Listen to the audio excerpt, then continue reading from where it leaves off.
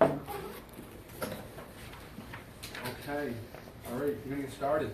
All right, I'm Patrick Kelleher. I'm your speaker here this afternoon. Thank you everyone for being here today. I'm the estate planning elder law attorney. I've been teaching these free educational estate planning and elder law workshops for about 10 years now. And the information you learned here this afternoon will be very helpful in your family circumstances or your circumstances. And I want you to learn a lot. So we'll get started here in a moment, okay? So everyone should have a handout. Joe, if I can borrow yours for a moment, sir. So everyone should have a handout. Does everyone have one of these guys here? If you do not, please let us know. Jonathan or Ashley will get you one. Okay? So right here, guys. Yep. And so you can read up a little bit about my bio right here. And then a couple of client testimonials. And then the information we're going to be working off this afternoon, the substantive part of today's workshop is right here. And this handout is going to coincide with the slideshow presentation in front of you, okay? And I designed this slideshow with lines to the right of the different slides. So if you have a question or a comment or something that you're curious or concerned about, I would recommend jot it down in the lines over here to the right. That will remind you later to circle back to it, okay? Because we're going to cover a lot of material in a fairly short period of time, a 1 hour period. And I encourage questions during the workshop, but in the interest of respecting everybody's time, I'd like to try to keep moving forward. But if you have a pressing question, there's a chance that someone else may have that question and concern as well. So throw your hand up and let us know, okay? And we'll touch on it and then we'll move forward, okay? Joe, thank you, sir, for being a good sport. Okay. In addition, folks who attend our educational workshop, how you doing, sir? Come right in. We'll get you a chair. All righty. Thank you. You're ready to go. Excellent. Hand up and all. No, is that your chair? No. Go ahead. All right. So part of folks who attend our free educational workshop, we always offer them a free initial meeting across the way. So I encourage you, if you want to learn more or explore your estate planning options for yourself and your family and your loved ones, you're entitled to come back in and speak with Ashley. Folks who do not attend the workshop, they pay the standard office fee to sit down, which is $350. However, you don't have to pay that because you came here this afternoon. Not for the free sandwich, that was only a joke. You get the free water and the pen, but you get the free time to something more important than the sandwich, right? To explore your estate planning options. That's a $350 value. So I strongly recommend folks to follow up with Ashley, our legal assistant, after. And Jonathan, I'm not sure if you met Jonathan on the way in. Jonathan is our associate attorney here as well, Boston College Law School graduate. So you can talk to either Jonathan or Ashley on the way out, and they have pre-selected times that we have initial meetings scheduled over the next couple of weeks where you can come in for up to an hour to review your options, your concerns, and we can give you some legal advice on how to meet your concerns and so forth. So I strongly recommend you take advantage of that, okay? So without further ado, we're going to get started here underway. And Ashley, could I have our red book? So not this guy here, but the sample red book. Okay, so over there, thank you so much. Because we're going to use that today in our teaching as well. I like to use a lot of props and so forth. We find these props help people learn, and that's what today's all about. So I'm going to fill your head full of a lot of good information here today, but I can promise you that when you leave here today, you're going to know more about estate planning than you currently know. That sound like a good deal? Okay. How many of you know a lot about estate planning now? How many of you know this much? Good. Okay. I promise you, by the end of today's workshop, you're going to know this much. Okay. All right. So I do promise you that. All right. So we're going to get started here, folks. Estate planning, a lifetime process. What is estate planning? It's a lifetime process. So I ask folks that come to our workshop to kind of think of estate planning more of a lifetime process rather than just a mere transaction. Because we've found over history, over time and observations, when people treat estate planning like a mere transaction, typically their estate plan does not work the way they want it to work. And we'll explore that here in a moment, okay? So say, for example, Joe came in with his bride and said, hey, Patrick, let's put together an estate plan. I need a will, I need a trust. The law office drafts up the will and the trust, and they give it to Joe. And we'll put Joe's estate plan down right here. And what is it Millie? Yes. Millie. So we'll use Millie. Joe's busy. So Millie, here's your estate plan. What does the client typically give the attorney in exchange for a stack of documents? A check or a credit card, right? Thank you, Millie. Thank you very much. Nice meeting you. Call me if you need me. And then the attorneys back off, jumping on the phone, or going into the next meeting with the next client and so forth. And Millie's happy, she got her will done. She got her trust done. What we found over years, the downside to that is, what happens? What does Millie do with that estate plan when she brings it home? Puts it away and never sees it again. Thank you. Have you been here before? No. She puts it away. Safe deposit box. Yes, they go into places like safe deposit box, in a junk drawer, under the bed, lock box, in the closet, wherever. So people are kind of out of sight, out of mind. And they check off the box like, I've got it done. I got it done. Okay? I got my estate plan done, out of sight, out of mind. And then they move on with life with the happier things. And so, in that circumstance, we found, legacy studies have been done, the period of time goes by before someone ever looks at that estate plan ever again. Does anyone want to take a guess on what that period of time may be? 30 years. Forever. I would say 30 years. It can be 30 years. I've seen estate plans, I've reviewed estate plans as old or older than 30 years. The legacy studies say on average, so it could be on average of 18.2 years before someone ever looks at that document again. And usually it's a life event. What do you think that life event may have been? Hospitalization.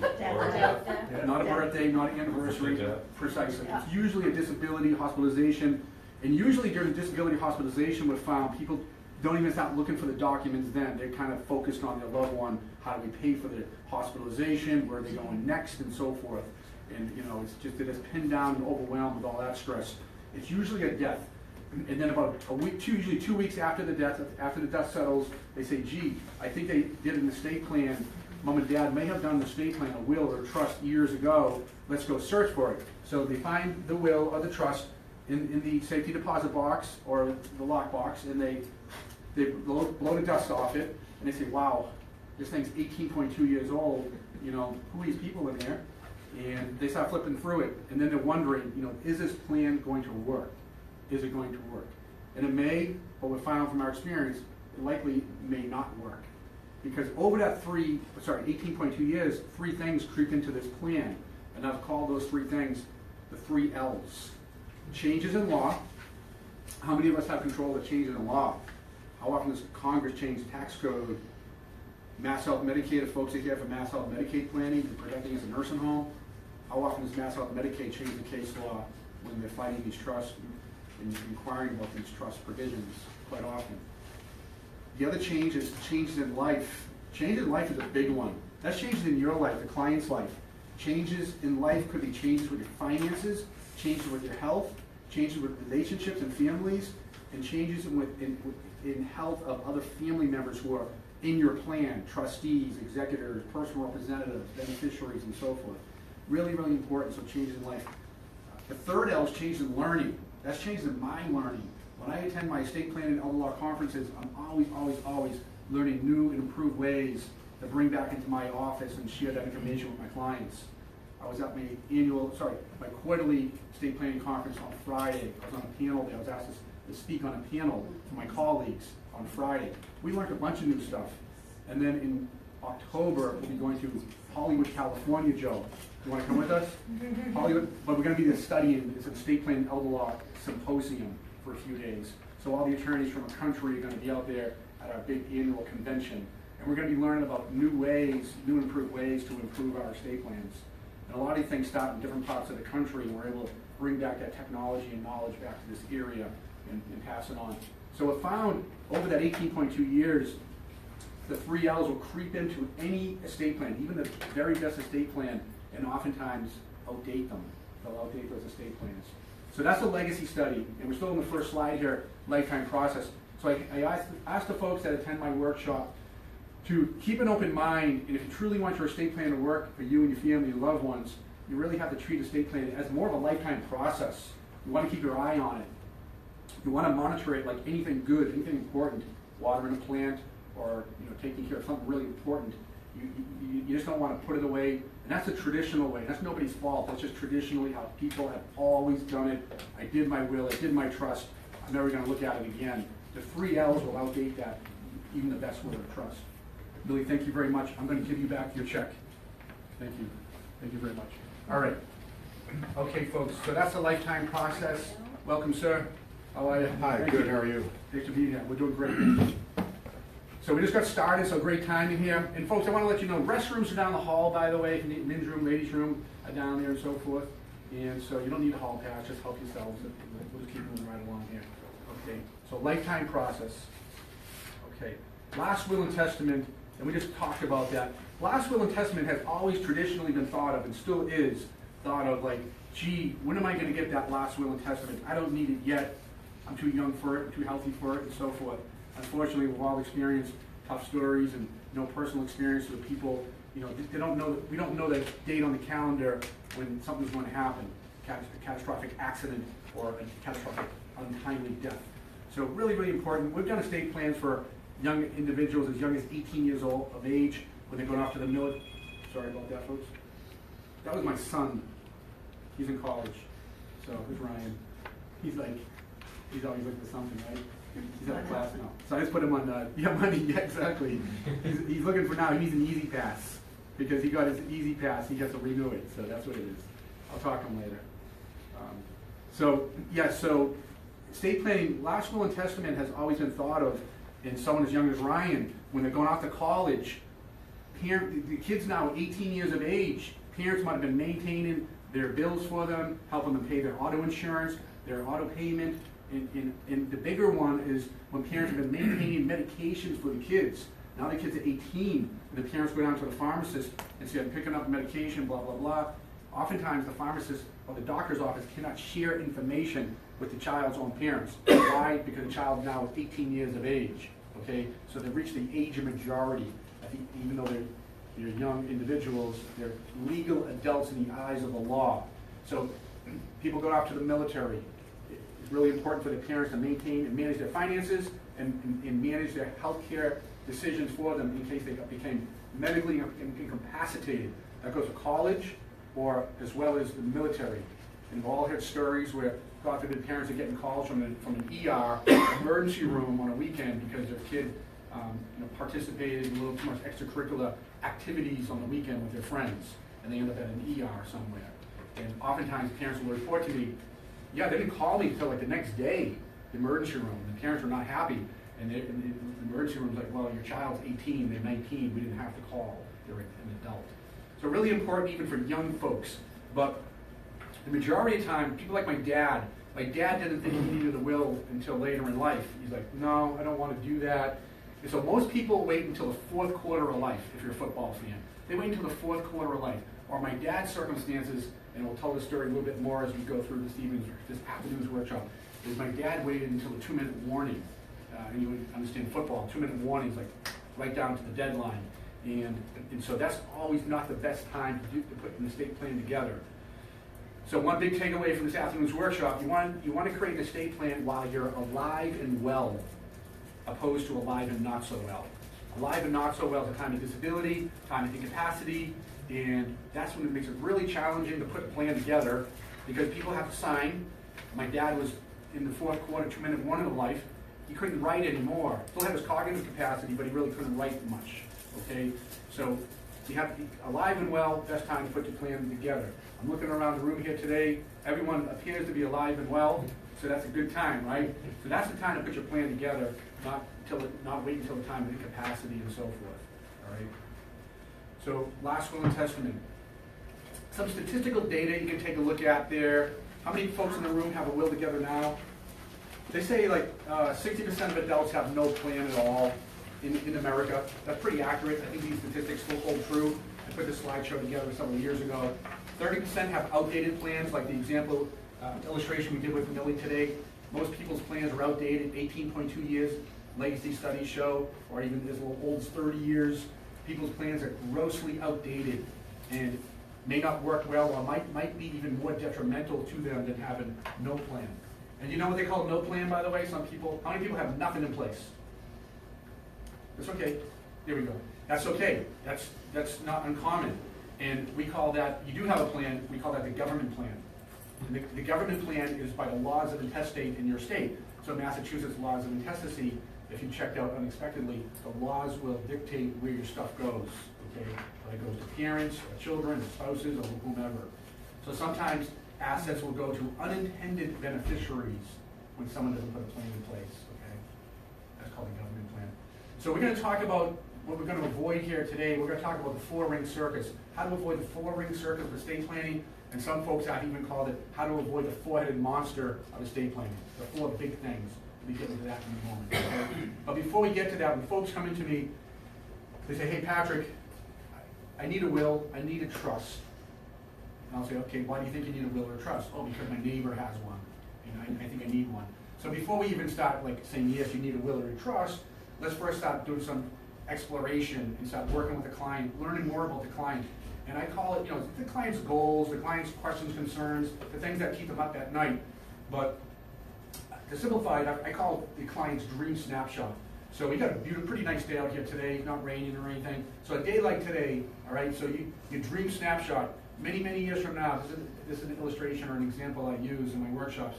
If you can close your eyes for a moment and imagine, if you're up in your cloud many, many years from now, and you're looking down at your family on the front side of the cloud on a beautiful blue sky day, and they all look happy, well adjusted, they're all getting along, they're talking, communicating, and life is moving on. From my observations, that's probably an estate plan that worked well for the family, okay? Conversely, on the back side of the cloud, if you're looking down, and if it's like the day we had the other day, a lot of heavy rain, high winds, dark clouds, you hear thunder, you see lightning, and you're looking down at your family on the back side of the cloud, and they're not talking. They don't look so happy. In fact, they look angry at one another. And then you see lawyers showing up, probate litigation lawyers with briefcases. That's probably, from my observations and experience, an estate plan that didn't work well. So 2 different illustrations, 2 contrasts there. Estate plans that work well for the family, keep families together. Estate plans that don't work so well, you have families in distress and families being torn apart. We see that quite often when families come into the office. Ran into an old family friend maybe about 6 months ago. I was up visiting my mom in Dorchester on a Sunday. And I was coming out of the house to get something, and a guy I used to play baseball with drove by. Hey Patrick, need to talk to you. He said, my mom passed away, and no names of course. He said, me and my sisters are all not getting along. He said, one of my sisters wants to come in and speak with you to see if you can help. I said, sure. So he gave me a little background. His sister called the office, spoke with Ashley. She came in a couple of weeks later. Poor woman was so distraught, she was crying. Hence the reason why we got tissues in the conference room across the way. And she was talking about how her mom passed, and she was talking about how her and her sisters don't talk anymore. Her oldest sister's the executor, personal representative, and she's not telling anyone anything. Her and her lawyer are keeping all the money, and every time she calls the lawyer's office, they won't give her any information, and they won't return her phone calls. So when I started asking some questions, I found out her mom, before she passed away, did do a trust, and she put the real estate into the trust, which is a good thing. You want to fund your trust, and we're going to be talking more about that. She transferred the real estate into the trust, but that was only one of the mom's assets. She had a bunch of cash assets as well, bank accounts, investment accounts, and so forth. None of those were ever transferred into her trust. And that's another big takeaway this afternoon, folks. That's one of the biggest deficiencies in the estate planning industry from my observation and experience. Someone creating a trust, it's a step 1 process. Here's your documents, just like we did with Millie. Millie, here's your documents. Thank you for the check. And, oh, call me if you need me. Oh, and by the way, you might want to talk to your banker or your financial advisor to get your assets into that trust. And the client's like, thank you. And so there's very little education done and very little counseling done in that area. And that's step 2 of our formal estate planning process. And it's a critical process because that's where all the magic happens. That's how you avoid probate. That's how you minimize the estate death tax. That's how you create asset protection for the family. That's how you get the front side of the cloud for your family and not the back side of the cloud. So this family probably thought they were going to have front side of the cloud because mom did a trust. Mom thought she was doing the right thing. House was put into her trust, but her cash assets were not. So I asked the woman, I said, thank you again. I'll give you a check back again. So I asked the woman, I said, mom did a trust. I said, so where's the cash assets? She says, oh, they're all off into the probate court. And she's crying. And I thought it was a recent death. This was last November. And I said, when did your mom pass? 2 years prior in November. So with a trust, the beauty of a trust, when it's done properly and funded, she keep your affairs out of the probate court. So your loved ones can step into your shoes day number 1 without the messes and stresses of probate. This family was going through the probate process, which looks something like this. This is what the milk crate looks like. If any of you unfortunately had the experience to work on a family member's probate matter, this is what it looks like. Families show up with the milk crate. I had a woman recently show up with a shopping bag, like a Macy's bag, when her husband passed away. And it's usually family come in with something like this, and I say to the attorney, can you probate the estate? And the attorney's like, sure we can, but we have to put our Sherlock Holmes hat on, we have to roll up our sleeves, take our legal pad out, and go through every shred of document in here. I've had cases like that, because oftentimes the person coming in didn't manage the assets. They don't know whether it's a piece of junk mail, or life insurance that's worth something, or a retirement account. So the attorney's responsible to go through every shredded document. It takes time on task. So who do you think's paying for that the whole time? So the law firms traditionally have to charge by the hour for their time, so that adds up pretty quickly for the family. And it goes on for, in this case, 2 years. So I found out the house was in the trust, the cash assets were not. And the matter was going on for 2 years, and the woman who was the beneficiary of her mom's estate still hasn't received a nickel. And she said it wasn't all about the money, it was more about control and poor communication and bad feelings and all. When she left here, I walked her out into the hallway, and she said, thank you, Patrick, for meeting with me, I feel better. She said, but I know I'm going to speak to my sister again, she said. So the emotions were deep. So we'll talk about probate in a moment. So think about your dream snapshot, folks. There's no right or wrong answer. I tell folks it's what's personal in nature to you as a person, and everyone's dream snapshot is different because nobody comes to me with the same goals or dream snapshot. Everyone's family circumstances are unique in nature. The family dynamics, everyone's family dynamics are different. So whatever your dream snapshot is, I encourage people, work with a qualified estate elder law attorney who's going to work with you and do the requisite counseling and education to work with you to learn what your dream snapshot is, and they're going to work with you and teach you and work together to co-create an estate plan that's going to meet your goals, your dreams, your aspirations for your family, your dream snapshot. So continue to think about your dream snapshot as you go through this afternoon's workshop, as well as after you leave here today, think about what your dream snapshot may be for your family, okay? So moving on here, this is our estate planning process. And from our observations and our experience, this works very, very well.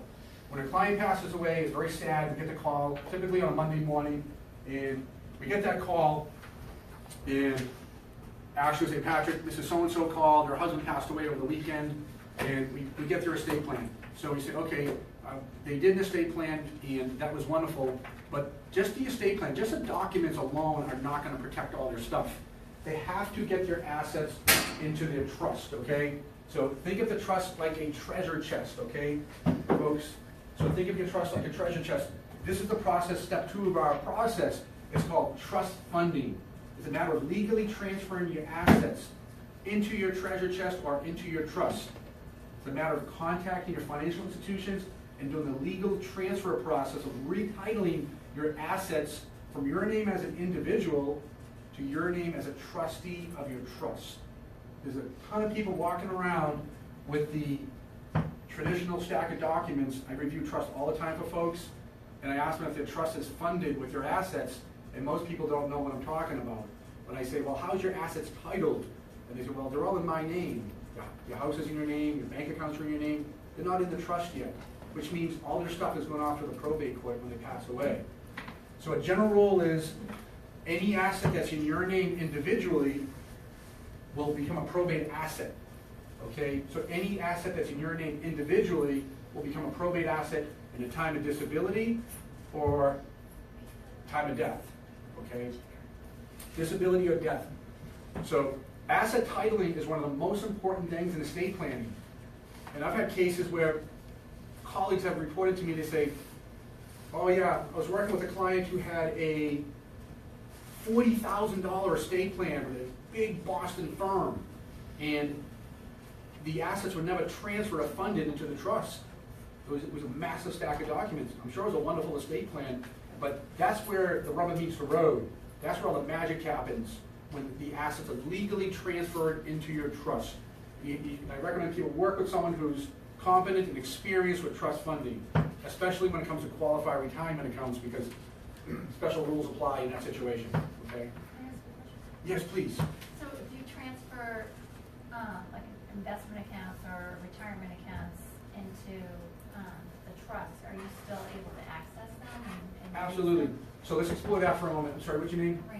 Rand. Rand, thank you, great question. So depending on what kind of trust it is, right? So if it's a revocable living trust, like this guy right here, you have a revocable living trust, you have complete control and authority and access to it, just like you do your regular bank accounts, okay? Because likely you're the trust maker who created the trust, you are also the trustee manager who manages the assets in the trust, okay? And then you're the beneficiary, and your spouse, and your children, and so forth. So you're wearing 3 hats in a revocable living trust. So your bank accounts, your investment accounts get retitled to the trust. Word of caution, however, for folks here and the folks at home watching, is that retirement accounts, qualified retirement accounts, you never change ownership to those. Why? Because Uncle Sam would want to tax it. So you never change ownership to IRAs, 401ks, retirement accounts. Do not ever change ownership to those guys because you get a taxable message or notice in the mail, like a 1099. Was that what Phil would do, 1099? Yeah, 1099. So you don't want that. What you could do for asset protection, what we do for our clients for asset protection, clients who desire asset protection, you could look to name the trust as the beneficiary, but not the owner of a qualified retirement account. Does that make sense? Yes. So that's getting a little legal technical, a little beyond the scope today, but that's a general overview of trust funding right there. Typically, all assets should go into the treasure chest, okay? Retitled to the treasure chest, your name as trustee of your trust. With the exception of qualified retirement accounts, never change ownership of those. You have to keep those in your name, all right? But you can look to name the trust perhaps as the beneficiary, but don't do that on your own because special Internal Revenue Code language and rules come into play with those retirement accounts. So we oftentimes look to name sub-trusts that we create within the trust as the beneficiary. Okay. All right, how are we doing, folks? Good. Third step of the process. So what we do for folks, step 1, create your trust around your dream snapshot. Custom design it, create it. Step 2, fund it, get your assets into it. And that's great for now, but we did the illustration with Millie earlier. Even what's wrong with that plan? If I create that plan, say for Millie, say I create a comprehensive trust for Millie, and then we fund all of her assets in there. There you go, Millie. You gonna hold that for a moment? And then Millie's good for today, May 2017. But then we do the future walk. We walk out here into the future and say we get out here 3, 4, 5 years. I haven't seen Millie at all. And she hasn't had any reviews done to her estate plan. What do you think's wrong with Millie's estate plan from 2017? Laws have changed. Yes. All 3 L's. Is what? All 3 L's. All 3 L's. Changes in law creep in, changes in life, and even changes in learning. So Millie's plan is outdated at that point in time. So really, really important. Even with step 2, you can't just stop right there. You have to move on to step 3 if you want your plan to work. And step 3 is monitor your plan. Keep it updated. Work with an attorney who has a client maintenance program where they're going to meet with you on an annual basis to review for the 3 L's. Make sure that there were changes in law. It's the attorney's job to inform you of that and update you. Then the attorney should ask you, has there been any changes in life, in your health, anybody's health in your family, any changes in finances, and so forth. And if there has been, and there often is, then the plan needs to be further updated and to make sure that it works if something happened. So 3-step process: create your trust while you're alive and well, fund it while you're alive and well, and monitor it as you go through life to make sure it stays updated so it works for you if something happens untimely. Okay? So that's the process right there, folks. Now we're jumping into the substantive part here. Joe, sir, was this yours drink or mine? Yours. Oh, thank you. Thank you, Millie. I think I'm going to take a sip. So we're going to talk about the 4-ring circus here. Number 1, probate court. Has anyone had the experience of probate a loved one's estate? Anyone? No names, of course, but do you mind sharing your experience just very briefly? Half the reason I'm here. Please. Okay, sorry to hear that. Was it recent? No, it was actually a long time ago. I actually have some experience with an irrevocable trust too, so I'm going to hear the difference for that. Okay, yeah, we'll talk about that coming up soon. A few slides coming up. Yes, so you had probate experience. Probate experience, so let's talk about probate a little bit. So probate is a formal process. When people have the government plan, the stuff goes off to the probate court, as well as, I should mention, because a lot of people, it's a big misconception, a will does not avoid probate court. In fact, a will is your admission ticket to probate court, okay? So a will is gonna, my milk crate down here, a will goes off to probate court, okay? A will does not keep your affairs out of probate court. What keeps your affairs out of probate court is asset titling, okay? How your assets are titled. Joe and Millie, if you don't mind, how long you guys been married? Is that okay to say? 60? Yep. 60 years, folks. Wow. 60 years, okay? So likely, folks who have been married 60 years, likely have all their assets held together. That's gonna avoid probate. Sorry, Joe, I always use guys as an example because they think us guys check out first. From an actual state standpoint. And most men do what they're told, most, I said. So say Joe checks out first, right? Assets are in Joe and Millie's name. Do we have probate? No, because you have right of survivorship. Houses in their name, bank accounts are in their name, investment accounts are in their name, everything goes to Millie. That's what Joe wants it to go. Right, Joe? Yes. See, yes. So everything goes to Millie, no probate court. Millie's like, we avoid probate.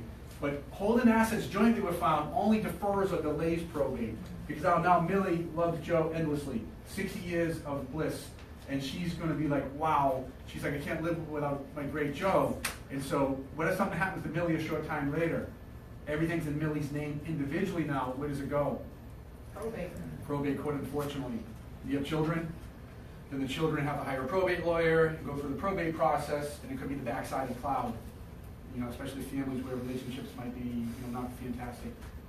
So I've even seen cases where really tight relationships in families, but when the surviving parent passes away, especially when the mom passes away, it's like glue gets undone. That's what my colleagues, even out in the West Coast, say. It's like the glue of the family gets undone, and people start getting crazy. So that's an illustration, you know, how it works. So people say, Patrick, what if our assets are held together jointly? We can avoid probate. But what if something happens to us together, a simultaneous catastrophic accident? Then there's no survivor, everything's off to the probate. So people say, how do we get more protection? More protection would be a trust, okay? So Millie got the trust here. Thank you, Millie. So Millie has the trust right here. So create the trust while you're alive and well. But that's really step one, right? What's step two?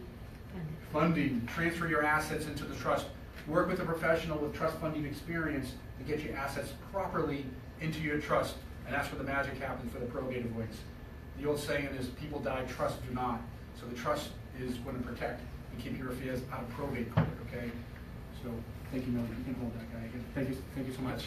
So that's probate court. Why do you want to avoid probate? Probate can take up to 2 years on average, year and a half on average, because creditors have a 1 year period to come forward. So you don't want to close out that probate within 1 year.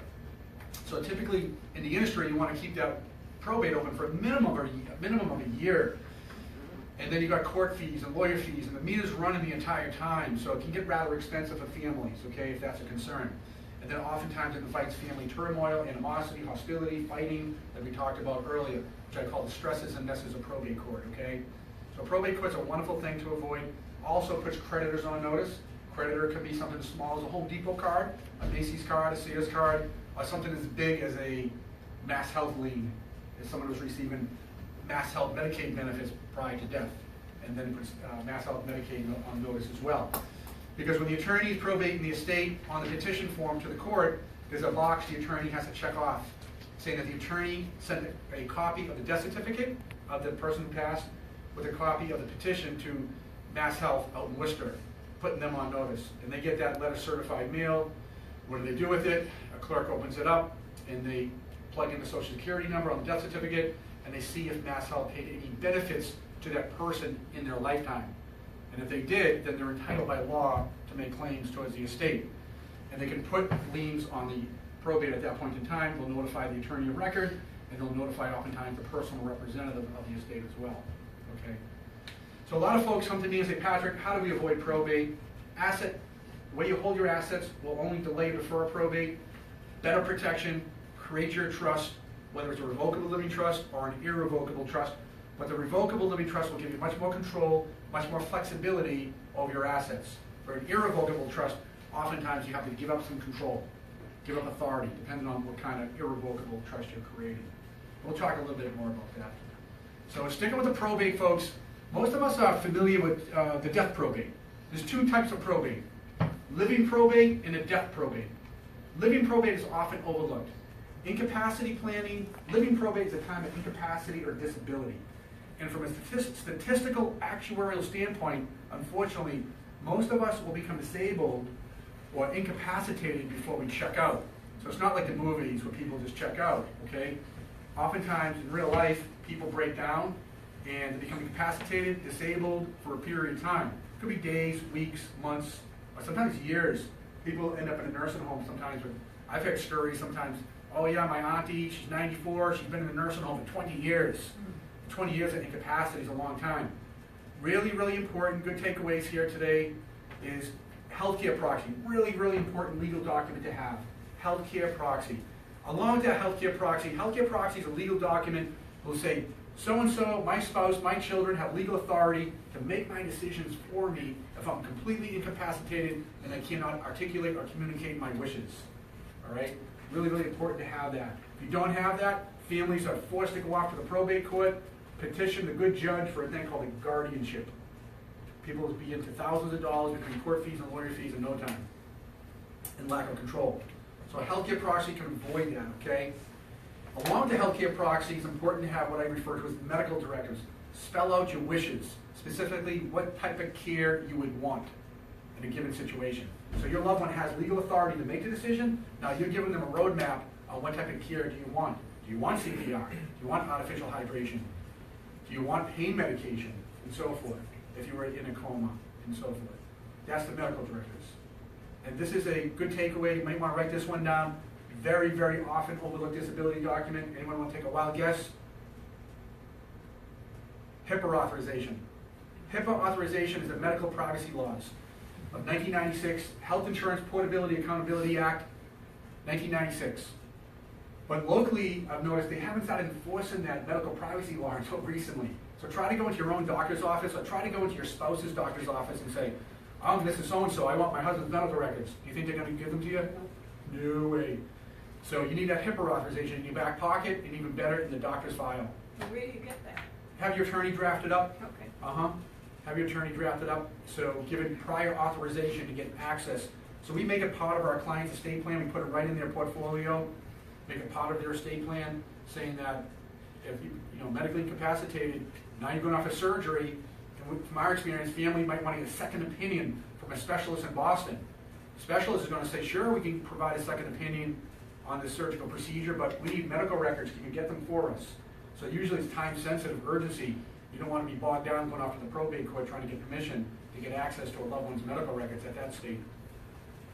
You want to have that HIPAA authorization in your back pocket. And the health proxy won't allow that? No, healthcare proxy specifically gives you legal authorization to make decisions. HIPAA authorization gives you access to medical records. Sometimes I'll see the language blended in there, but in the real world, from an administrative standpoint, from my experience, better to have a standalone HIPAA authorization so you're not bogged down some decision maker saying, wow, I got this 20-page healthcare proxy I have to review. We have to send it off to our legal department. We'll get back to you next week. One, you know, a simple HIPAA authorization, one pager, gets the job done.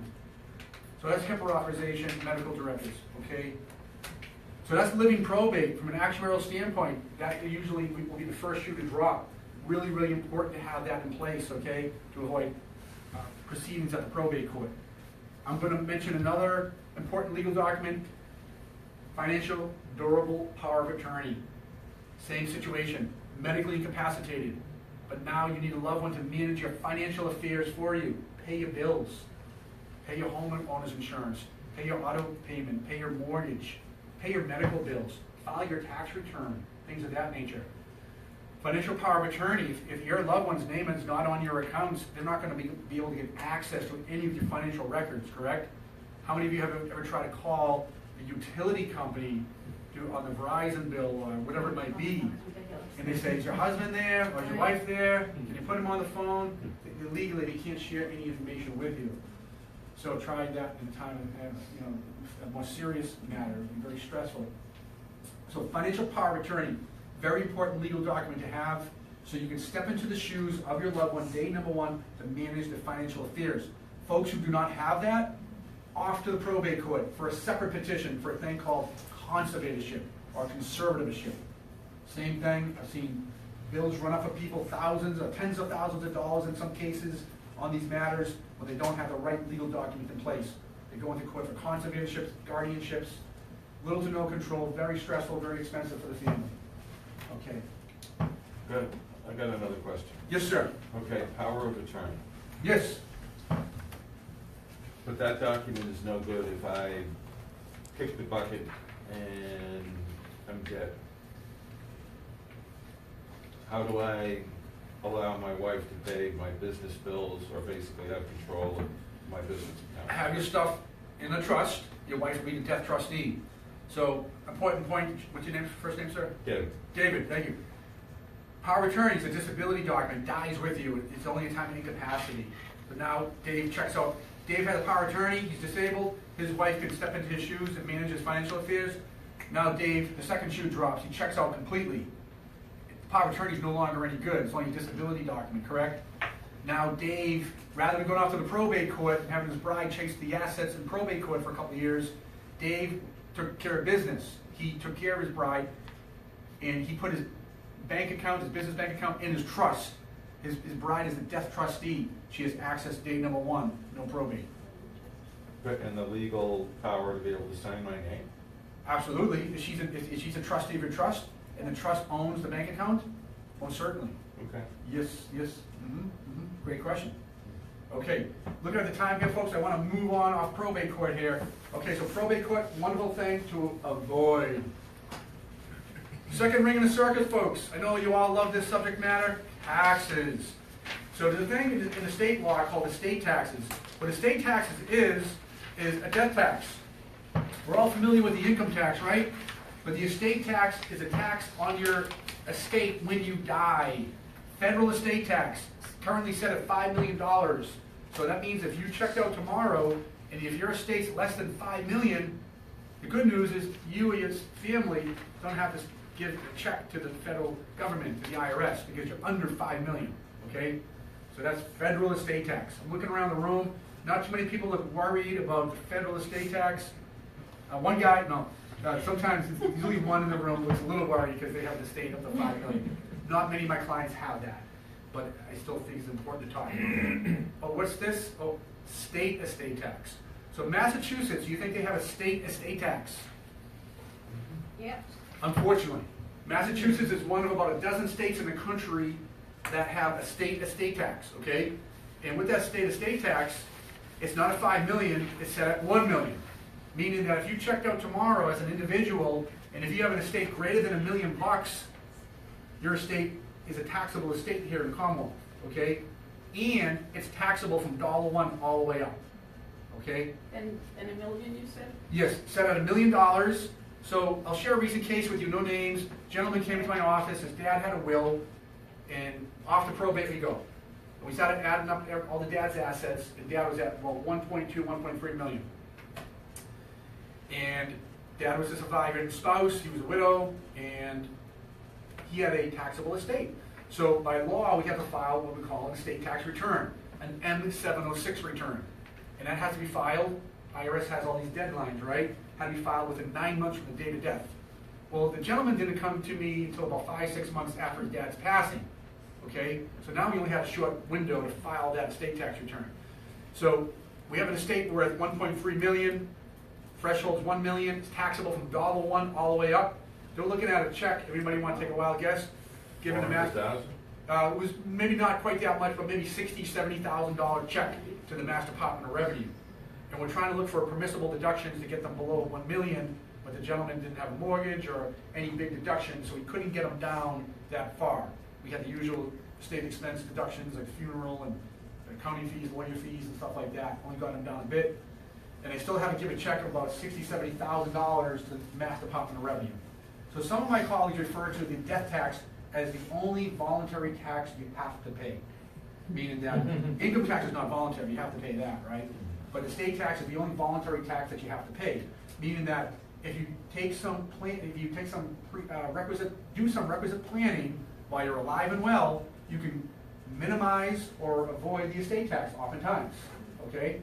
So give you a rule of thumb there, that $1.3 million estate roughly equated to about a $60,000, $70,000 check to the Mass Department of Revenue.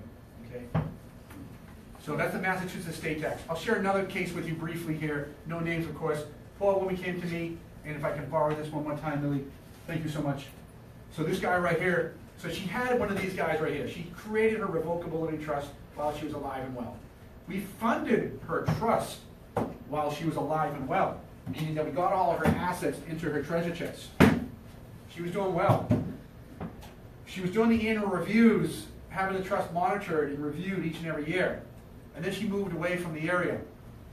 And we lost contact for a few years. And then I got a call from a family member who said she wasn't doing well. She was on hospice. I said, what's the status of her estate now? We haven't seen her in several years, and her plan hasn't been reviewed and hasn't been updated. And he says, she's about $1.6 million. I said, whoops. He goes, what's that Massachusetts estate tax again? I said, still $1 million. So looking at a check, maybe about $100,000 to the Mass Department of Revenue in that ballpark. So I met with the client and I asked her what she wanted to do, and she said she wanted to gift as much as possible to her children and her grandchildren. And we were able to do that before she passed away successfully and permissibly with the assistance of the family CPA. Crossed the T's, dotted the I's, and got her estate under the $1 million threshold before she passed away. So the end result was, thank goodness her son called, and they saved the family quite a bit of money there. So if they hadn't made that call, they would have been given a big check to the Commonwealth, to the taxing authority on that. So hence the reason why step 3 of the process is so important, to keep that plan updated and monitored as you journey through life. Okay? So that's the estate tax, folks. We're moving on to the third ring of the circus here. And this is when people say, hey Patrick, I worked real hard for what I have. How do I provide some asset protection for my spouse, for my bride? The guys will say, Joe, if I check out first, what if Millie wants to remarry? I can say, Joe, are you okay with that? He's like, yeah, I'm okay with that. But he says, what if Millie wants to remarry Bo the Tennis Pro? And Bo the Tennis Pro is a financial predator. You want Bo the Tennis Pro getting the money? No way. So you say, how do we create asset protection and their trust? It's language you put in there, saying that if something happens and the bride remarries, that's fine, that's all well and good, you want to be happy, but you also don't want the family assets going outside the family bloodline. You want them staying within the family bloodline. They go down to the children, and most times down to the grandchildren, okay? So we call that Bo the Tennis Pro protection as well. And then the ladies get concerned. They say, when the gentleman goes down the hall to the restroom, they'll say, hey Patrick, what if I go first? What if I check out first? I have a friend, and she died of cancer in her 50s, and her husband didn't really know how to take care of himself so well. They pick on us guys, right? And he said he moved to Florida, and he's down there living on a cul-de-sac now with all these women. And there's 10 ladies all courting the man. And my Florida colleagues called the casserole brigade. They said all the women are bringing them over casseroles, meatloaf, lasagna, mac and cheese. And the guy's like, the guy's picking out the best cook, right, gentlemen? And then they say, wow, you got your house, your bills, I got mine, let's share expenses here. And then the woman moves in. And the gentleman's typically older, and he says, boy, we might as well legalize our relationship. You've got the kids watching, the grandkids watching, and what do? They get married, they legalize it. The gentleman is older. Who do you think checks out first? The guy. The guy typically checks out first because we do what we're told, right? Guy checks out first. And the 5 kids up here in Massachusetts, like, Dad died, and they get a letter from the Florida attorney. And what do you think it says? Goes to the new wife. It goes to Betty, the barmaid, the new wife. Betty, the barmaid's the new wife. So he married Betty. Betty was taking care of him. And the kids get a letter from Betty's attorney saying, your dad loved you very much, but Betty was the beneficiary of everything. I had a real life case like that a few years ago. No names, of course. Local attorney referred me his client. His dad moved to Florida after the mom passed here. Dad moved to Florida, remarried Betty, and he said, my dad did a will, and I know he named me as a beneficiary. His dad named Betty as the primary beneficiary, had the son named as the secondary contingent beneficiary. So when Dad passed away, the son understood everything went to Betty, his stepmom. And then Betty died 3 years later. And the son was like, okay, now it's my turn. He was calling the attorney, wasn't getting anywhere. He contacted me, I contacted the attorney, got a copy of the will, and the attorney explained to me, he says, after his dad passed away, Betty came back to the attorney, she did her own will. And who do you think she left everything to? Precisely. She left everything to her kids, so everything went outside the family bloodline. And it was quite a bit of assets as well, family property and everything. So this poor gentleman here lost out. His dad did name him. His dad thought he protected him. What his dad didn't consider was, could she change the plan after he was gone? And she did. So folks who are concerned about that, especially second marriage situations, really important to lock it down. And you can put language in there saying that after you check out, that the plan should not change like that. You can't have a second look and change things like that. So that's asset protection, Bo and Betty protection, okay? And then the other protection, I call it Mo, Larry, and Curly protection. Back up here a little bit. So this is some statistical data here. The reason why people should have these protections in their estate plan. A will does not provide asset protection. Certain language drafted into a trust plan, a more comprehensive, more robust trust plan can provide asset protection. Okay? Divorces, remarriages, lawsuits, creditors, predators. I call it Mo, Larry, and Curly protection. Mom and dad will come to me and say, Patrick, we love our 3 children dearly. Mo, Larry, and Curly. We work really hard for what we have, but after we're gone someday, we want Mo, Larry, and Curly to get it. But is there a way we can put language in there to say that they have to handle and use the money responsibly? It is yes. Talk to your attorney, work with your attorney to draft relevant language in there to keep the asset protection for Mo, Larry, and Curly. I call that Mo, Larry, and Curly protections. Okay. Alrighty. So some more statistical data you can take a look at, folks, at your leisure. And I call this stuff a sweater in a suitcase, really. The school bus trust, that'll be a catastrophic accident for the guys who say, I want to provide asset protection for my bride. After I check out and my bride gets into an automobile accident, catastrophic automobile accident with a school bus. You've got all these creditors coming out of the woodwork. How do I protect the inheritance for my bride? Well, you can create a trust to do that. And you can lock it down and create some asset protection that way for the bride. I call that a school bus trust. Then we have the Bo and Betty trust in the handout there as well. And then the Mo, Larry, and Curly protections. And some of the clients will say, I love my in-laws, but I don't want my in-laws turning into outlaws. So I want to make sure the assets stay in the family bloodline. Okay? That's the third ring of the circus, folks. So we're moving on to the fourth and final ring of the circus, folks. For anyone who came here for this type of planning, I'm looking around the room. Most folks are concerned about this type of planning, from my experience, are folks 65 and over. Okay? So if you know of anyone 65 and over, you want to share this information with them. Okay? Really, really important. This is a big area in the law now. Why? Because nursing homes are quite expensive. Does anyone want to take a wild guess or share with the audience here how much a monthly cost of a nursing home is roughly? Jen? My stepfather is $14,000 a month. Yes, you hit the nail on the head. $14,000 per month. And some folks have reported to me when I taught at the Rockland Council on Aging a few weeks back, someone raised their hand and they said $15,000 a month now. So it's $14,000, $15,000 a month. Someone across the way in my office, meeting with a client a couple weeks ago, they said they were paying over $500 per day for nursing home care. 30 days in a month roughly. So $14,000 a month. Average stay statistically is 3 years. Okay? So anyone good at math? Phil? $14,000 a month over a 3-year period is how much? $502,000. Over $502,000. So folks, if you're concerned about that, I strongly impress upon you, encourage you, work with your state elder law attorney. Put a plan in place while you're alive and well. Okay? Especially for folks 65 and over. That's just a general rule. Sometimes you've got folks younger with medical issues that have to take action sooner than that for this type of protection. Okay? And the reason why it's time sensitive, because there's a look back period. Anyone familiar with the look back period? 5 years. 5 years, yes. 5-year look back period to protect that asset, okay? Meaning, and so we're going to, Joe, Millie, if it's okay to use you as an example again. If Millie came to me and said, Patrick, I want to protect the family house for our children and grandchildren, and I want to put our house into that Medicaid trust, Medicaid Asset Protection Trust. This has to be an irrevocable trust to protect against mass out Medicaid currently, okay? Has to be irrevocable, cannot be revocable. You have to give up control. You have to give up authority, and the trust has to own that asset. So Millie, I'm going to give you back the Medicaid trust for a moment. So that's step one of the process. But the clock has to start ticking on the 5-year look back period. A good clean asset, from my experience, to put into that Medicaid trust is real estate. Millie wants to put in her trust, like a lot of our clients, their primary house, okay, without a mortgage. Transfer it in there. How do we do that? By way of drafting a new deed, okay? The deed has to be titled into the trust or the treasure chest, step 2 of the process. Step 1 is just signing the trust. Step 2 of the process, getting the deed or the house into the trust or treasure chest, is how you get the asset into the trust.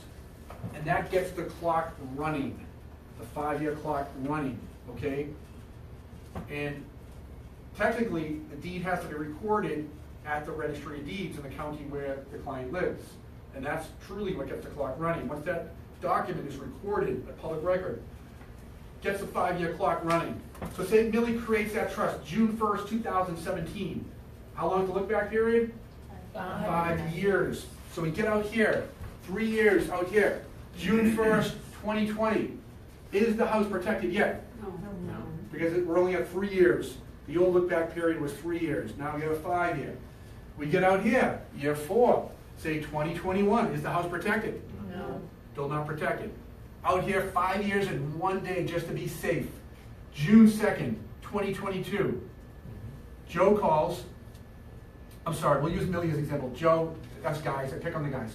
Millie calls and says, Joe had an accident over the weekend. He's okay, Patrick. He's alive, but he's alive and not so well. Happened on a Friday. Millie's calling on a Monday. She goes, I did my very, very best to take care of Joe for the longest period of time at home. She says, but now, he's always wanted to go into that nursing home down by the water with the cute nurses and the good food. She goes, how do we pay for it? And is the house protected? I can look at Millie's file and say, yes, Millie, you took action back June 1st, 2017. You created your trust in step 1. You funded your trust into your treasure chest in step 2. You got that 5-year clock running. You did your job. You ate your fruits and vegetables, took the dog for a walk, stayed healthy for 5 years, and Joe did as well. So you did your job. You took that immense personal responsibility for yourself and your family to protect and preserve that asset. So the answer is yes, technically under the law, that house would be protected from Mass Health Medicaid, provided the trust was drafted properly and everything was done according to the law and the provisions in accordance with Medicaid laws. That house would be protected. So great job in that scenario. So that's how the Medicaid irrevocable trust would work. So that's a scenario. I have a question. Yes. My sister just did her whole estate with a different attorney. Uh-huh. And he put their house, he switched it over to their 4 daughters to avoid this exact same thing. Okay. To me, that seemed not a good idea, but I don't know. So not into a trust is deeded it straight out. Straight up. So maybe, So her kids, she said, they will own the house, Uh-huh. we'll give them the money for the taxes. so I wonder if your sister, you said, Yeah. I wonder if they retain what they call a life estate. Well, they must. They're both, their son, their daughter and her husband are both husbands, so, are lawyers because Okay. they must know. Yes, But they I'm probably retain a surprised life at estate that. interest, so it's not in the trust. That's another strategy for doing it. Still a 5-year She did get a look-back period. revocable trust for everything else. For cash. Yeah, And then she did life estate for the Medicaid. yeah. And it's, okay, so that's another approach. Still a 5-year look-back period on that transfer to the kids. Never, ever, ever want to transfer outright to the kids, No, never. because now it's a big tax implication. The kids would have a big But capital so gains there's no tax. real benefit to do that. I'm trying to figure out the benefit of why they. Well, they're did transferring that. out to the kids, right? So, and then if they stay So when healthy they for, die, it's all settled. yeah, if they stay healthy for 5 years, then they beat the look-back period. Yeah, So they can say to Mass Health Medicaid when they're filling out the application, we don't own the house anymore. right. But if they still retain that life estate, which they likely do Yeah. for other benefits, then they still will be assessed a value of their life estate ownership interest. Okay, I get it, yeah. So it's Makes not sense as now. protective. She said to ask your lawyer, I don't understand what they did. Okay. Yes, it's another strategy. In my opinion, it's not as protective because what can happen is this, I'm getting a little into some tax law, is later in life, now they had to stay healthy for 5 years. Say one of the life estate holders becomes completely incapacitated and they're gonna sell the house now and they're gonna downsize. Didn't think that. The incapacitated person now needs to have the cognitive capacity legally to sign that deed away to the new buyer, okay? So can they have that? Can they have that? Do they have that legal capacity to sign a deed? If they don't have it, like in some cases, off to the probate court, getting a conservatorship for the limited purpose of signing a deed. I had to do that for a client a couple I'm years not gonna back. tell her. So their lawyer, I'm sure, advised on that, I hope. Well, because it'll shed shade on her children that are attorneys. I'm not- The other downside is to the kids. If mom and dad have to sell the property, they need the kids' cooperation to sign the deed over as well, because the kids are now part legal owners as well. Yeah.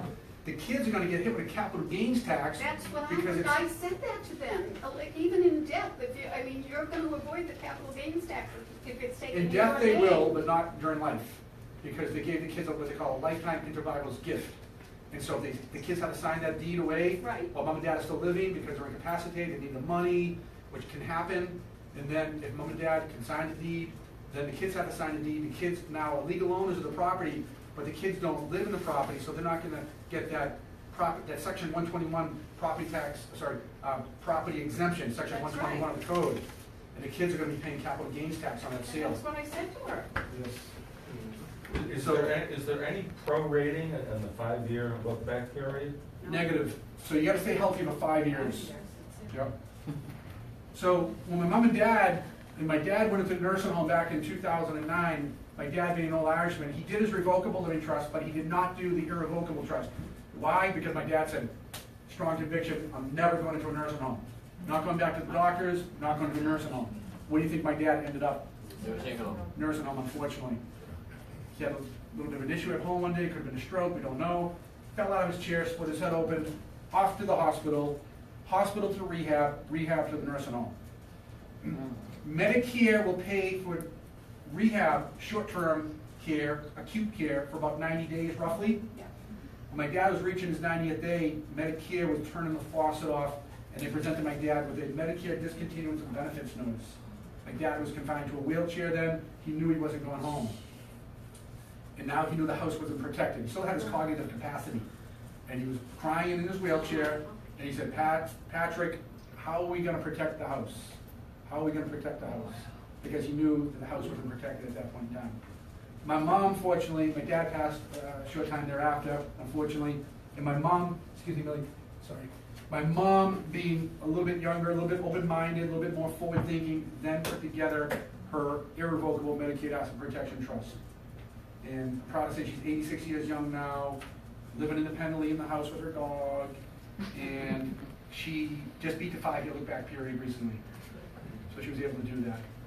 So, you know, she misses my dad every day, but she feels good that she was able to protect the house for the family. Yeah, and that's what my dad really wanted as well. Yeah. So really, really important. So yourselves or anyone you know who's 65 and over, owns real estate, work with an elder law attorney experienced in helping people with this type of planning. And you don't want to procrastinate, don't put it off, take action because of that 5-year look-back period, okay? Some statistical data here, folks, you can take a look at it. They say 70% of people 70 and over will need some type of long-term care assistance someday, whether it's assisted living or nursing home care, okay? MetLife statistics, 70% of people 70 and over, okay? You can take a look at that at your leisure. Average stay in the nursing home, how many years? 3 years, average stay in the nursing home, $14,000 per month. Over 3 years is over $500,000, okay? So I'm sure we've seen cases oftentimes where people don't take action, don't protect, and their family is writing that check out each and every month for $14,000, and it could go on for an average of 3 years. Doesn't it work that if one spouse dies, only half of the house money is with property is used up, the other one can't be touched? Yeah, that's correct. So you've got the community spouse, the spouse that did not go into the nursing home. See, and they can leave the house, but they can't take the house while that community spouse is still living. Living, right. Only when they pass away can Mass Health collect at that point, at that juncture. Right. The kids, rather than receive an inheritance, will have to give a check to Mass Health when the house is sold. Okay, folks, so we're wrapping up here. So just a few minutes after 8 minutes after 4 here, and wrapping up on the fourth ring of the circus. Mass Health, Medicaid, we talked about the 5-year look-back period. We talked about the importance of getting the clock running, okay, to beat that 5-year look-back period. 3 keys to a proper estate plan. Create your plan when? When you're alive and well. Fund your plan while you're alive and well. Get your assets into your treasure chest while you're alive and well. Step 2 of the process, that's where all the magic happens. That's where you get all the protections, okay? And step 3, Monitor and maintain your plan as you go through life. Keep it updated. Stay in touch with your attorney and make sure you update them when there's changes in life, and meet with your attorney on an annual basis to find out if there's any law changes that may affect your estate plan. Okay? That was excellent. Thank you. And then, just wrapping up here, this is just some visual slides right here.